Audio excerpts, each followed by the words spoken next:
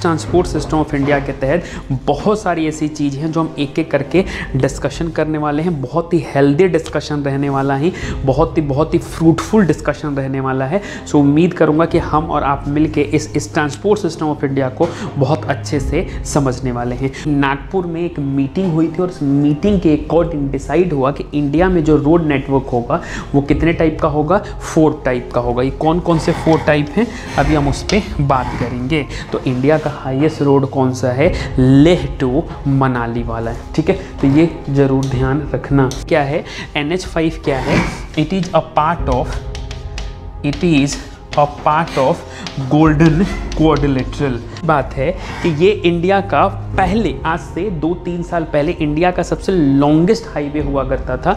But right now इसकी position अभी क्या है, अभी इसकी पोजीशन आ चुकी है 2nd पोजीशन पे। अभी जो हम बात करेंगे जो कि मोस्ट इम्पॉर्टेंट है वो हम बात करेंगे ट्रांसपोर्ट ऑफ इंडिया के ऊपर।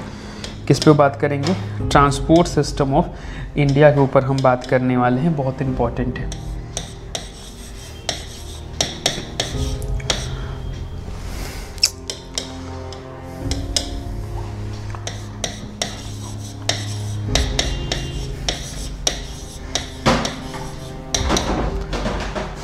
Transport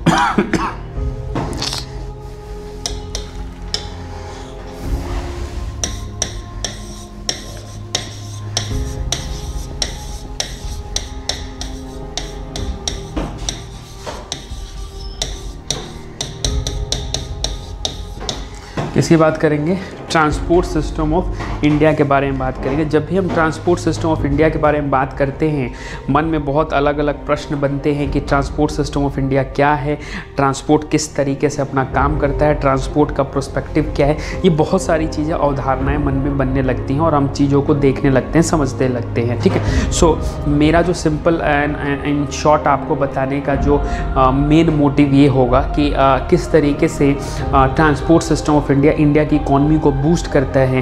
transport system of India की जब हम बात करेंगे तो बेसिकली इसमें किन किन चीज़ों के ऊपर डिस्कशन करना चाहिए, ट्रांसपोर्ट सिस्टम ऑफ इंडिया क्या है, कौन कौन सी चीज़ें इसमें हम एक एक करके भी डिस्कशन करने वाले हैं। अगर सिंपल सी अगर हम बात कर लें,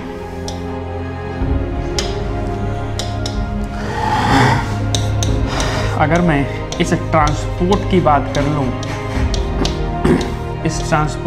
कर लूँ, तो इंडिया में बेसिकली, इंडिया की अगर हम बात कर लें, यहाँ पे इंडिया में बेसिकली अलग अलग ट्रांसपोर्ट सिस्टम है। एक है आपका रोडवेज, एक क्या है आपका रोडवेज। दूसरा अगर हम बात कर लें तो उसको हम बोलेंगे रेलवेज। दूसरा क्या बोलते हैं, दूसरे को बोलते हैं रेलवेज। तीसरे को हम क्या बोलेंगे, वाटरवेज। क्या बोलेंगे, तीसरे को हम बोलेंगे वाटरवेज एंड लास्ट वन वाले को बोलेंगे एयरवेज।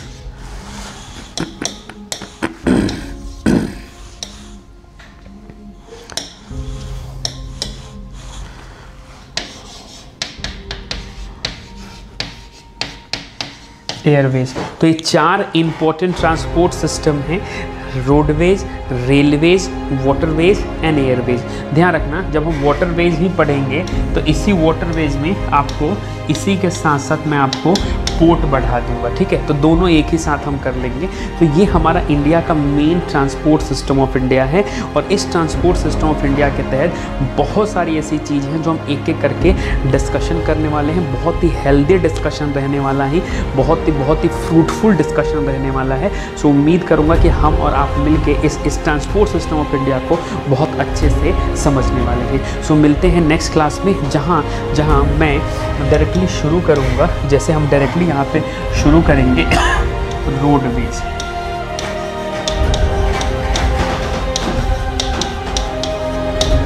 सबसे पहले हम क्या बात करने वाले हैं, रोडवेज के ऊपर बात कर देख रहे थे, रोडवेज, और रोडवेज पे ही हम आगे डिस्कशन करेंगे। रोडवेज पे हमें किस तरीके से आगे पढ़ना है, बहुत इंपॉर्टेंट लेक्चर रहने वाला है ये। और हम रोडवेज पे बेसिकली हम देखने वाले हैं ये कि रोडवेज किस तरीके से इंपॉर्टेंट है हमारे लिए। इंडियन पर्सपेक्टिव से अगर हम बात करें तो रोडवेज कितना इंपॉर्टेंट है। तो सबसे पहले जब भी हम ट्रांसपोर्ट सिस्टम की बात करते हैं तो I have already told you कि transport system has basically 4 part, that is we have roadways, then we have railways, then आपके पास वाटरवेज एंड देन एयरवेज। ये 4 नेटवर्क होते हैं। तो सबसे पहले आज हम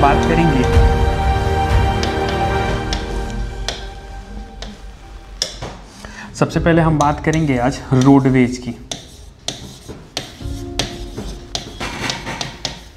रोडवेज बहुत इंपॉर्टेंट है। जब भी हम रोडवेज की बात करते हैं तो इंडिया में ध्यान रखना 83%, ऑलमोस्ट 83% जो हमारा ट्रांसपोर्ट नेटवर्क है वो रोडवेज पे डिपेंडेंट है। आप समझ रहे हो, हमारी इंडिया का जो ट्रांसपोर्ट नेटवर्क है वो ऑलमोस्ट 83% जो है वो पूरी तरीके से इस रोडवेज पे डिपेंडेंट है। और अगर हम रोड पर्सपेक्टिव से बात कर लें, तो इंडिया के पास सेकेंड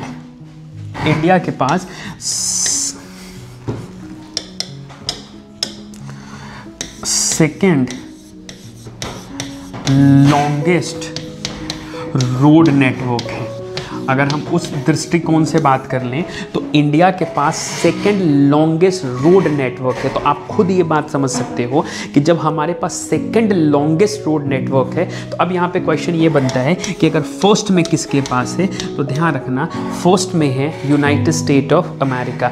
यूएस के पास वर्ल्ड का सबसे बिगेस्ट रोड नेटवर्क है, फॉलोड बाय इंडिया। और मैंने आपको ये भी बताया कि ऑलमोस्ट 83% का जो हमारा रोड पे लोड है, इंफ्रास्ट्रक्चर का हो या ट्रांसपोर्टेशन सिस्टम का हो या जो भी चीज़ें कमर्शियल गुड एंड जो भी कुछ कह रहे हो, वो सब कुछ किसके ऊपर आधारित है, इसी के ऊपर आधारित है। सो उम्मीद करता हूँ कि ये वाला एक पॉइंट आपको अच्छे से समझ में आया होगा।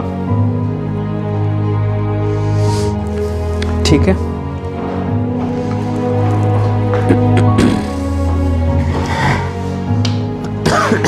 अब एक पॉइंट समझ लो,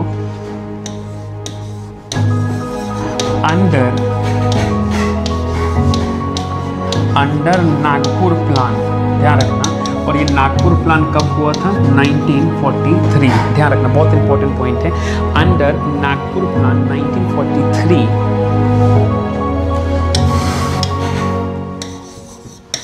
रोड नेटवर्क, NW लिखना हो तो समझना network, divided into road network divided into 4 parts.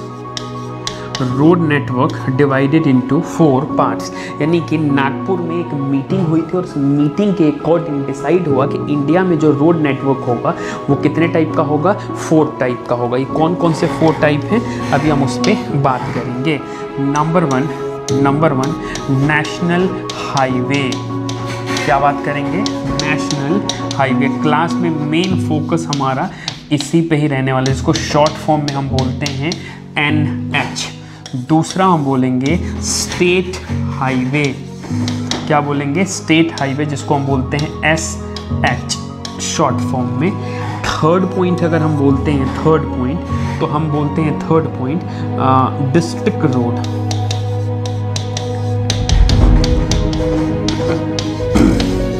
District road, DR जिसको बोलते हैं शॉर्ट फॉर्म में। एंड फोर्थ वन बोलेंगे विलेज रोड, इसको हम बोलेंगे VR बोलेंगे। अब समझ लो कि ये जितनी भी चीज़ें आप देख रहे हो, these are the part of Nagpur plan. और इसी के बेसिस पर डिसाइड हुआ कि इंडिया में रोड का किस तरीके से इंफ्रास्ट्रक्चर रहने वाला है, रोड का किस तरीके से नेटवर्क रहने वाला है। और 1943 से लेकर टिल सो फार इंडिया में जितने भी रोड इंफ्रास्ट्रक्चर हैं, इंडिया में जितने भी रोड नेटवर्क हैं, वो पूरी तरीके से इसी पे बेस्ड हैं। सो ये पूरा का पूरा आपको समझ में आया होगा कि पूरा का पूरा इस रोड का मतलब क्या हुआ।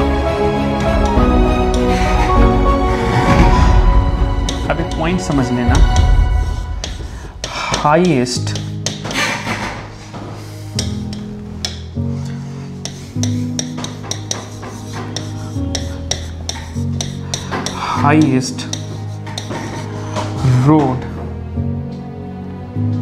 Highest road in India.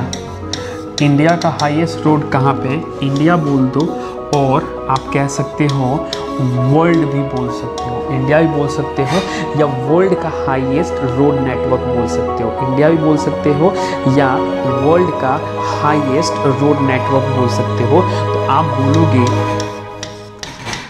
Leh to Manali.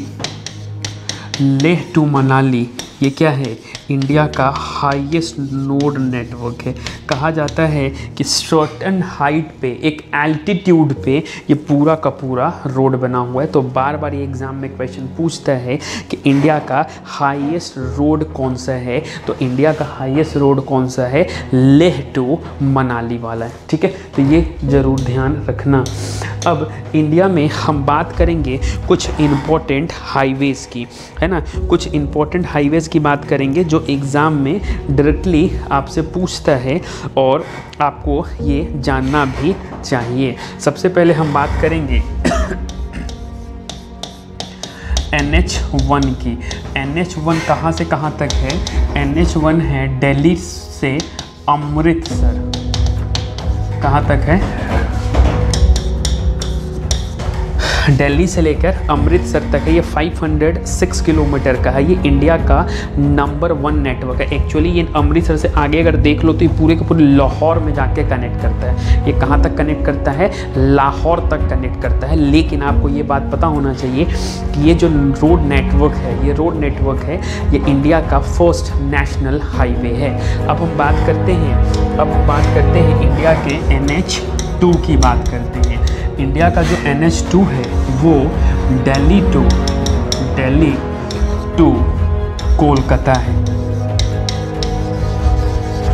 India का जो सेकंड नेशनल हाईवे है वो का क्या है?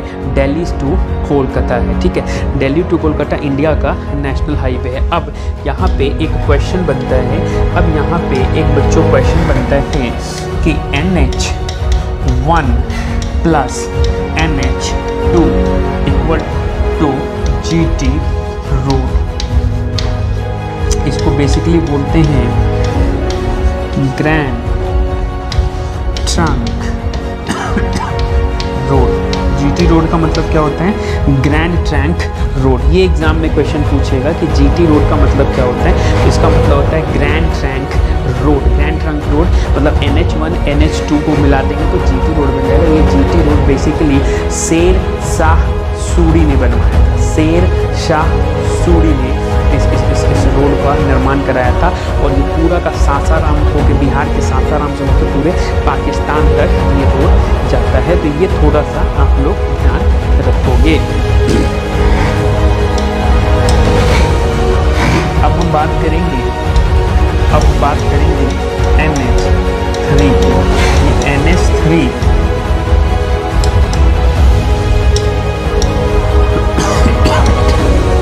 ये है आगरा टू। ये मैं आपको सेलेक्टेड NH लिखवाऊंगा, है ना। हर एक NH पे हम बात नहीं करेंगे, सेलेक्टेड NH पे हम बात करेंगे। NH4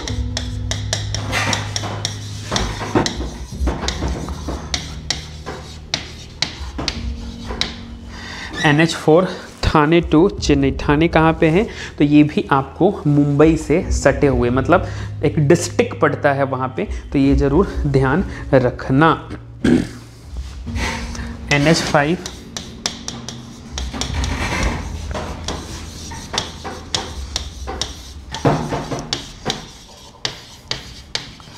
Balasore to Chennai. बालासोर आप कह सकते हो ये एक उड़ीसा में एक प्लेस पड़ता है ना, तो उड़ीसा में ये बेसिकली एक प्लेस पड़ता है, तो ये ज़रूर ध्यान रखना NH5।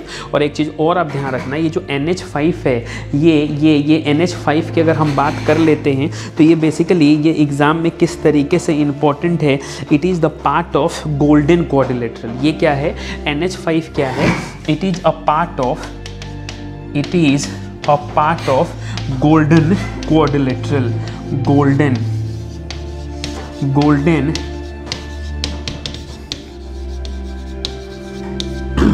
quadrilateral। अब आपको समझ में आया होगा कि गोल्डन क्वाड्रिलेटरल का मतलब क्या, अभी मैं आपको बताऊंगा। और एक और समझना, it run parallel to eastern coast. ये ईस्टर्न कोस्ट के पैरेलल भी मूव करता है। कैसे समझना इस चीज़ को, दोनों को बता रहा हूँ कि ईस्टर्न कोस्ट क्या है।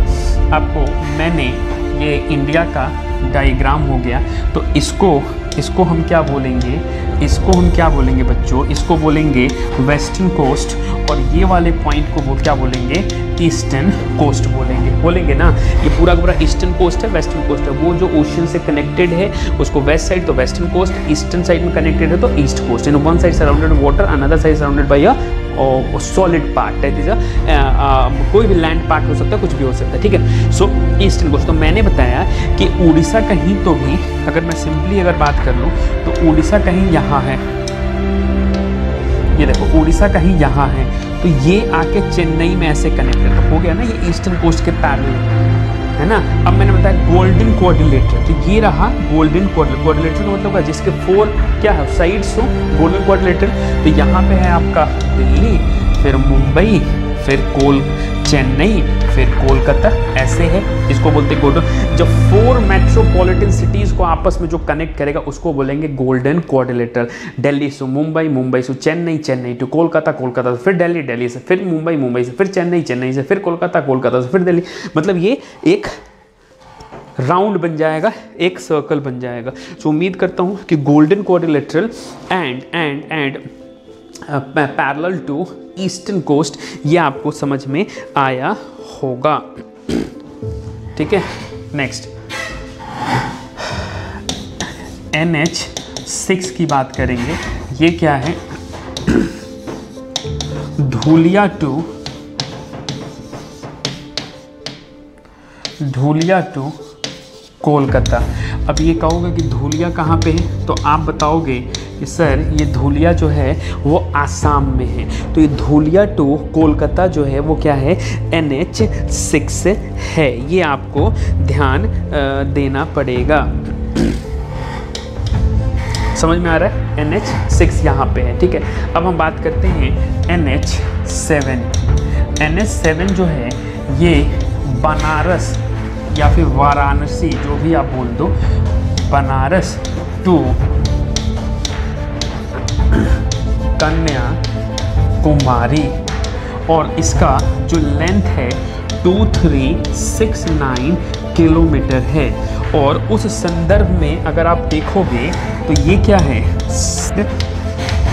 Longest NH of our country. So simple सी बात है कि ये इंडिया का पहले, आज से 2-3 साल पहले इंडिया का सबसे लॉन्गेस्ट हाईवे हुआ करता था। बट राइट नाउ इसकी पोजीशन अभी क्या है, अभी इसकी पोजीशन आ चुकी है 2nd पोजीशन पे, ठीक है। तो 1st पोजीशन पे कौन है उस पर हम बात कर लेंगे, NH7 की तो बात हो गई।